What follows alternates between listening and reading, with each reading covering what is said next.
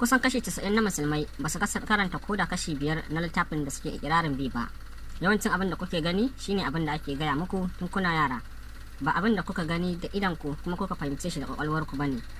Kafin ran kowa ya ɓaci, ba faɗa nake nema ba, nuna muku nake sanyi, inda kuka kulle kanku a cikin duhun jahiltar abin da kuke da'awa. Idan kana kiran kanka mai bin gaskiya, to ya kamata ka fara amfani da abin da Allah ya baka. Wannan abin kuma shine tunani. Buɗe alkur'anin naka, jika suratul a'raf aya ta 179. Duba abin da mahalicci ya ce game da mutane. Suna da zukata amma ba sa fahimtar da su, suna da idanu amma ba sa iya gani da su, suna da kunnuwa amma ba sa iya ji da su. Wa'annan mutanen kamar dabbobi ne? A'a, sun ma fi su bacewa. Wa'annan gafalallu ne, kuma hakan aka ambace su abincin wuta. Kaga maganar Allah da kansa yana kiran duk wanda bai yi amfani da hankalinsa ya tantance gaskiya ba a matsayin wanda ya tantance ya fi dabba bata. Abin shi ne kai mai karantawa, yaushe rabanka daga tsaya kai tunani akan aya guda ɗaya ba tare da ka biyo ta ra'ayin wani malami ba. Yawancin ku kuna roƙon Allah ne amma ba kwa samun amsa, kuma ba za ku samu abin da kuke so ba. Da na faɗi haka sai mutane suka yi ta ƙaryata ni da kuma kawo hujjojin da suka yi musu daɗi. Me yasa na ce ba za ku samu ba? Domin ba kwa karanta yadda tsarin roƙon yake a cikin littafin ku. Ƙara buɗe alkur'anin naka, sura ta Baƙara aya ta 186. Allah ya ce, ina amsa kiran mai kira idan ya kira wani.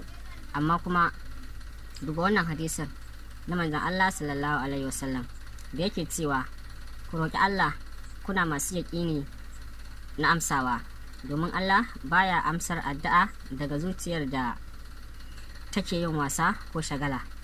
Tirmidhi ne ya rawaito wannan hadisin. Mafi yawan mutane harshen su ne yake addu'a amma zuciyarsu tana cikin tsoro da rashin tabbas. Idan har kana tsoro, kana roƙo a firgice, to kana karya wannan dokar yaƙini kenan. Ka zamo kamar wanda yake taka birki da takon hanzari guda a lokaci ɗaya. Mutumin da yake haɗa birkin mota da kuma acceleration, to motar ba za ta tashi ba.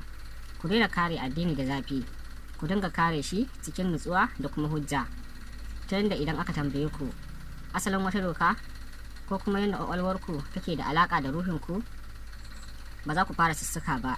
Shi yasa kuke zamowa bayi ga tsoro, bayi ga talauci, da kuma bayi ga ra'ayin mutane malamai. An halicce ka ne don ka zamo khalifa wanda zai tafiyar da lamura, ba don ka zamo mai kuka da roƙo ba kamar wanda aka zalunta. Wannan farkon tafiya ne. Idan kuma kana so na nuna ma babban sirri na biyu da ya sa kake jin kamar an toshe ma rayuwa duk da sallar da kake yi, ka gaya min a comment. Idan ka tura wannan zuwa wa malamanka, ta yi su gane har ma su ƙara mamaki da bayani. Kar ka bari a baka labari. Je ka karanta littafin da kake ikirarin bi. Idan ka buɗe yanzu, idan ka ya buɗe yanzu, ko dai har yanzu bacci kake yi, ba kai bane ka sanja, idan ka ne kawai ya buɗe yanzu.